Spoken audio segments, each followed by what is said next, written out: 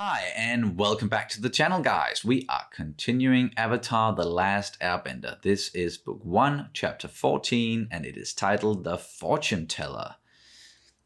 Yeah, are they gonna meet a fortune teller, and then we're gonna delve into some of that, maybe? Some more character stuff, because, you know, the last 2 episodes have just been really good with that, and with characters, the story as well, and yeah, all of it, just hitting all the marks. And this is another episode directed by Dave Filoni, I just noticed. And we just, of course, love Dave Filoni. And to be totally honest, like when we first started talking about watching this and adding it to the list and everything, it shot up through the ranks very quickly as soon as I saw that this was what Dave Filoni was working on before Clone Wars. I know, it's like he's not the only one doing this at all. I know there are many, many talented people working on this series and through all of it. And I'm so glad that we started watching it. It's all I wanted to say.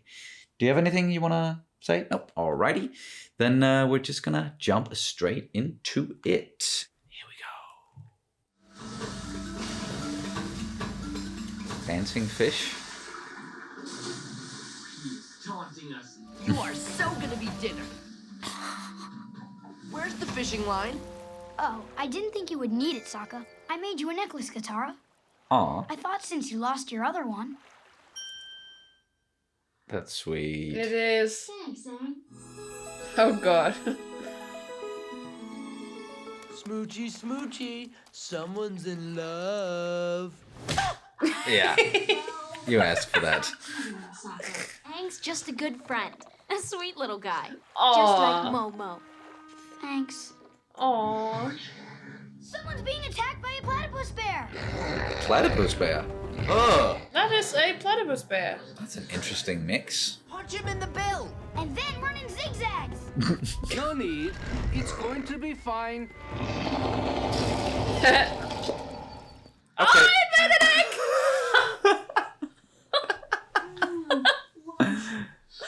Oh my god. That was funny. Aunt Wu predicted I'd have a safe journey. Aunt who?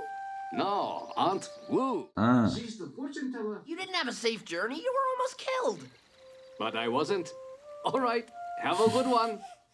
No, because they came along. yeah. Said if I met any travelers to give them this. Oh, come on. Fortune telling is nonsense. What do you know? An umbrella. You can't really tell the future. Are you using the egg as an... Getting wet then. Of course you predicted it's gonna rain. The sky's been gray all day. Look, I'm gonna predict the future now. It's going to keep drizzling. It's gonna stop. Yeah. Not everyone has the gift, Sokka. My name is Mang, and I'm Aunt Wu's assistant. Hello there. You've got some pretty big ears, don't you? I guess. Don't be modest. They're huge. Well, Aang, it's very nice to meet you. Very nice. Welcome, young travelers. Now, who's next? Don't be shy. Well, I gotta find a bathroom.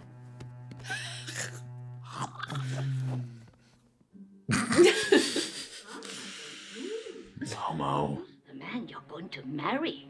Tell me more. I can see that he's a very powerful bender. Oh no, he's gonna take that as a... Yeah. Looks like someone had a pretty good bathroom break. Your future is full of struggle and anguish. Most of it self-inflicted. You didn't read my palms or anything. I don't need to. It's written all over your face. Aww. Sokka's just too easy to read. Yeah. Reliable method of telling your fortune. I read the bone cracks to tell your destiny. Oh my! What does that mean? A battle whose outcome will determine the fate of the whole world. Yeah, I knew that. Yeah. Doesn't say anything about a girl. Trust your heart and you will be with the one you love. Really? Thank you, Aunt Wu. Is that Well, now you got to really see what for it said? yourself that No. fortune telling is just a big stupid hoax. My life will be calm and happy and joyful. Self-inflicted. That doesn't prove anything. The fluffy bunny cloud forecasts doom and destruction. Do Why? you even hear yourself? Don't you think that cloud looks like a flower? Huh? Sure, I guess. Hey, Katara, don't you think that cloud looks like a flower? Shh. Oh my. The village will not be destroyed by the volcano this year. There's something I want to tell you. I like you, but more than normal. She did not hear that. No. About this man I'm supposed to marry. Is he gonna be handsome? Oh, I hope he's tall. Ah, you want another Those two are not Yes, please. necessarily like. No, they're not. She said I'd be wearing red shoes when I met my true love. And how many times have you worn those shoes since you got that fortune? Every day. Of course it's gonna come true! Really? You think so? I'm so excited.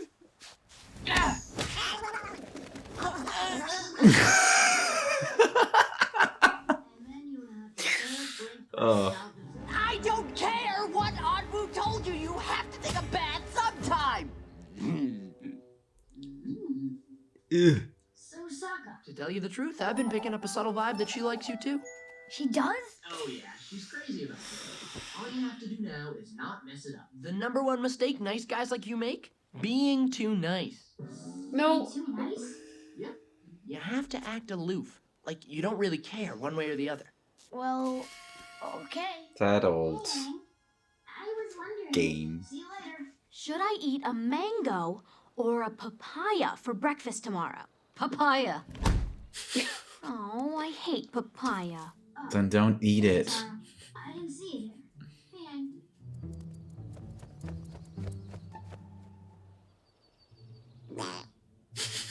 papaya, please. What the fuck? Would you like some? At this early stage, it's critical that you maintain maximum aloofness. No. No. My heart is telling me to get this flower. There, on the rim. That's I a have a- pretty active. Yeah. Yeah.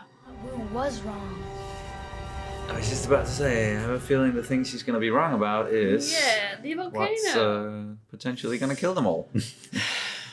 Can you believe she won't let me in? And after all the business I've given her? Yes. But she doesn't even charge. I know, but still. Well, we have other things to worry about. You tried to convince me she was wrong before. It's gonna take an awful lot to change my mind. There you go. Well, I heard Aunt Wu's prediction with my own ears. Seems a little bit familiar. You are all in danger. Can your fortune telling explain that? Can your science explain why it rains? Yes. Yeah. Yes! Yes, it can! It's just really hard when you like someone, but they don't think of you that way. She's beautiful, by the way.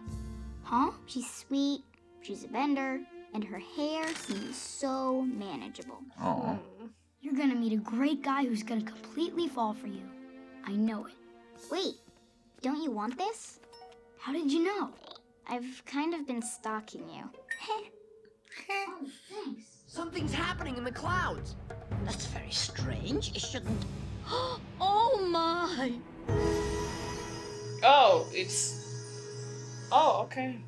If we can dig a deep enough trench, we can channel all the lava away from the village to the river. If any of you are earthbenders, come with me.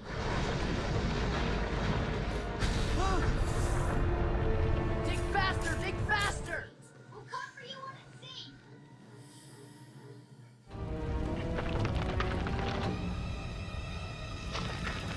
Oh, is that like the graves or something? It's too much! It's gonna overflow! Ah! Whoa.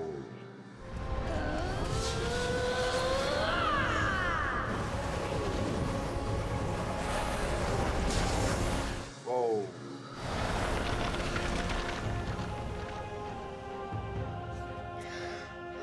That was impressive. Sometimes I forget what a powerful bender Yeah. that kid is. What did you just say? Nothing, just that Aang is one powerful bender. I I suppose he is.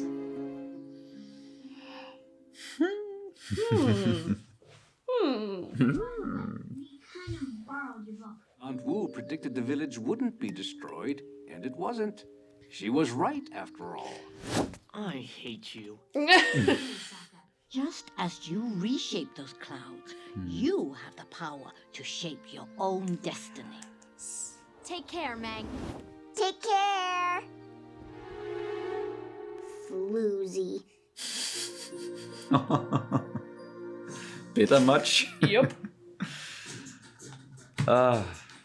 Nice. Another great episode, but very different actually from the Yeah. last one. Many great themes in this one as well. A lot of great themes. There was a lot of humor in this one, and you know, just as we kind of predicted, a lot of, you know, character related stuff, especially when they were going into the whole fortune teller thing, and they were all being told like, this is your future and this is what's gonna happen, and how much control you have over your own destiny and everything like that. So yeah, a lot actually went down in this one, and we got a little bit of action towards the end, in the form of a freaking volcano just erupting and almost wiping out that village.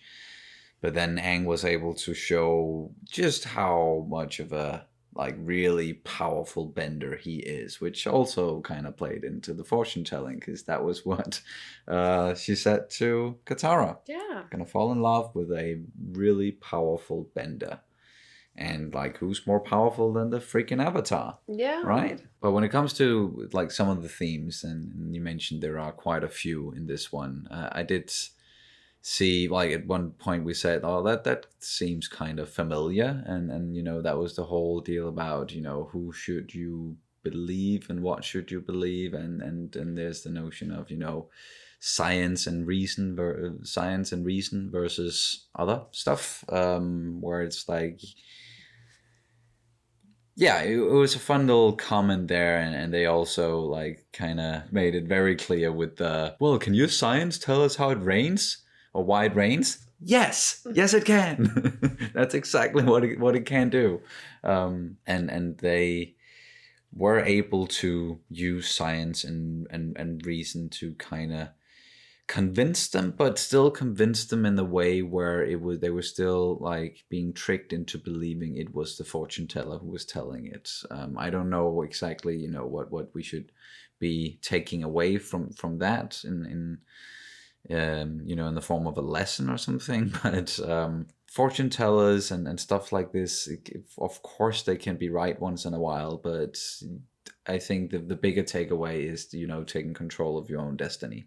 Yes. and your own fates. I think that is the bigger takeaway from this one. But we also had a lot of back and forth with characters maybe being in love with other characters, and how to show that, and or not to show that you are in love, and that whole back and forth. And yeah, it's it can be a little bit infuriating to look at and watch sometimes and listen to, just because you know that, like, giving, for example, Sokka giving the advice that, oh, you just need to, like, just pretend like you don't care and be aloof, and all of that stuff that, you know, like, we've all heard before. And I'm sure to some degree it works to, you know, like, spark an interest, or like some people will be, it works on some people, I'm sure, but I would rather argue that if you really like someone, then do something about it. Like, let that person know. Maybe not, you know, just run up to them and just profess your love right there. That might make them go like, whoa, holy shit, that's a lot. But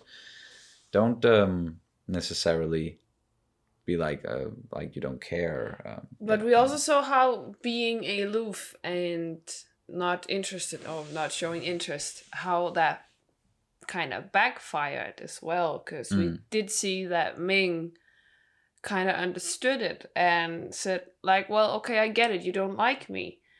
And since Sokka thought it was about her, he was actually giving the advice about her.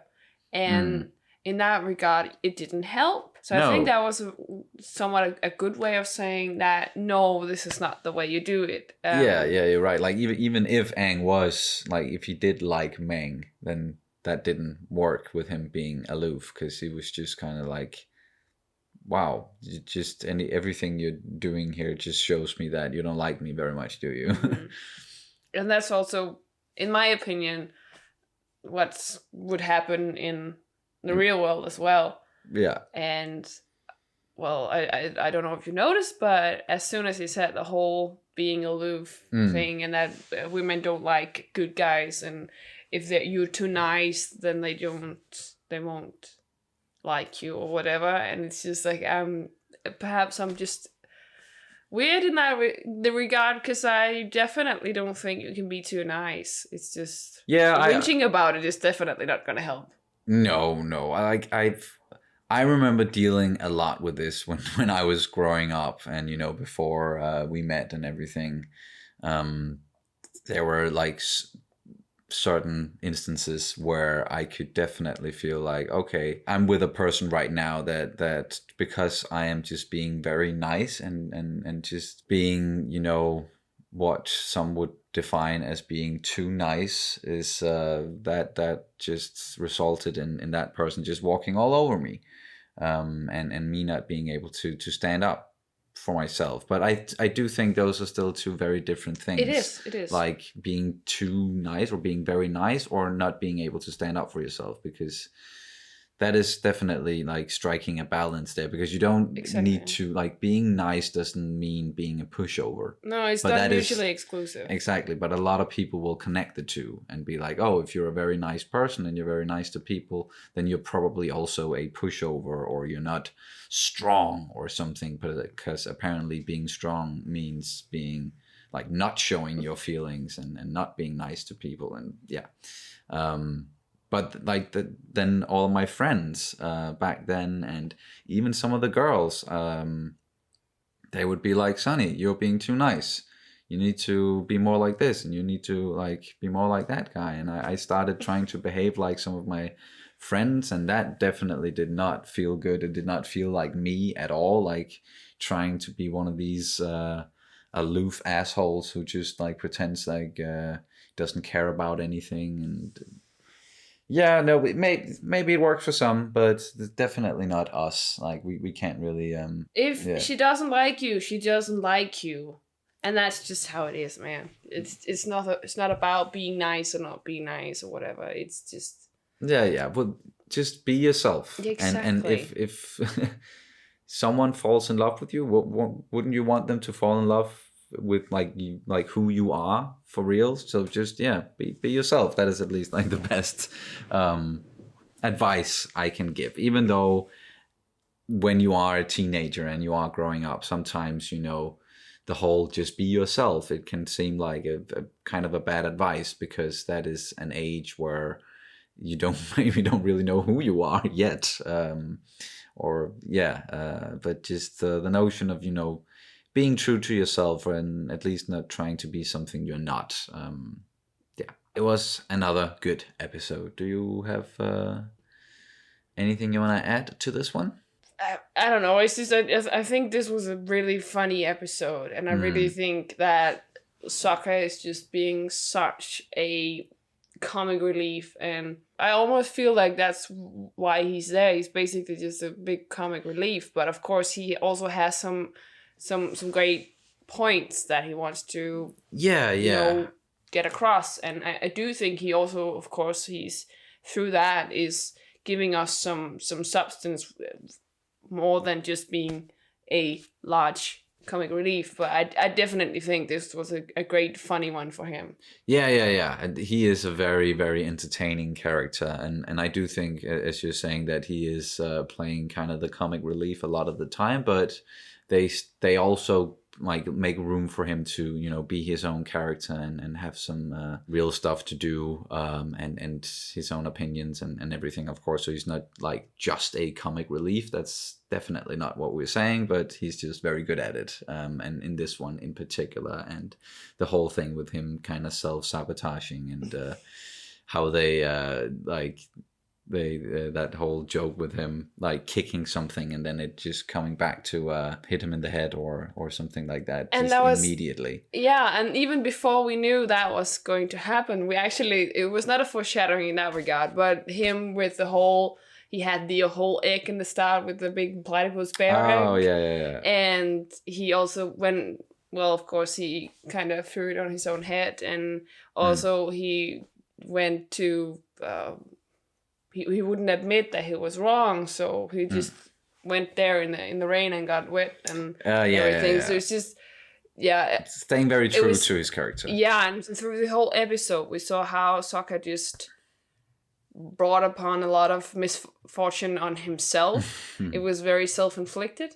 And that was basically him throughout. And I just wanted to point out a small reference with like the boy who cried wolf. And I just thought that it was, of course, it's a lesson that most people know. Also, of course, referencing that in this one, even though it might be a trope or whatever, I actually think it's especially for kids, it's a great way of showing it. Yeah, I think so too. And so in retrospect, the fortune teller was very much right about Sokka, and she was right about a lot of things when it comes to, you know, like some of these people and characters, and I think that is a very real thing, that fortune tellers in the real world, they are very good at reading people, and that is why they're so good at, you know, saying things that you will eat up, and you'll be like, oh, that's so true because that's so true about me. And with Sokka, she could just read him very, very quickly and be like, yep, you are the sort of person who gets in your own way a lot. And she, correctly deduced that. And then I think like with Aang and with Katara, it wasn't difficult reading them when it comes to their love life and what they wanted to hear. And especially Katara, I think she just was told a lot of stuff that she kind of wanted to hear maybe, and she was projecting it for the fortune teller to just pick it up very easily. and even just some of the people that Sokka confronted in this one with like, so she told you to wear these red slippers. If you wear these red slippers, or when you wear these red slippers, you're gonna meet the love of your life or something, and you're wearing them every day. Of course. So of course, like, you're gonna be wearing them when you meet her if you wear them every day. So of course she's gonna be right. But it doesn't change the fact that she's gonna be right about it. But it's just such an very apparent thing. And also, what was with the guy not showering? And like, we don't know, but please shower. I'm please just shower. Yes, just shower. Seriously. But a lot of funny things, and also related to some of the animals in this one. Of course, there's always great Momo moments, but the goose Momo moments, Momo moments, but like these goose. Duck thingies, turkey thingies. They were a lot of fun. Yeah. That one just just landing there and just looking at Aang and just and that weird sound that came out of it. I mean, what was that's an interesting mix between a quack and whatever comes out of a honk. A honk, or I don't know what you want to call that. And then the platypus bear thing, just getting scared by Appa and laying an egg and jumping into the water, just like, oh, okay, I'm so scared that I dropped an egg and let me get out of here. And kind of cute, and like seeing a bear with a platypus beak laying an egg. Weird, but kind of cute in a way. I don't know. But I think that's going to do it for this reaction and review of Avatar: The Last Airbender. Book 1, Chapter 14, The Fortune Teller. Thank you guys so much for watching as always, and we will see you as soon as possible. Bye! Bye!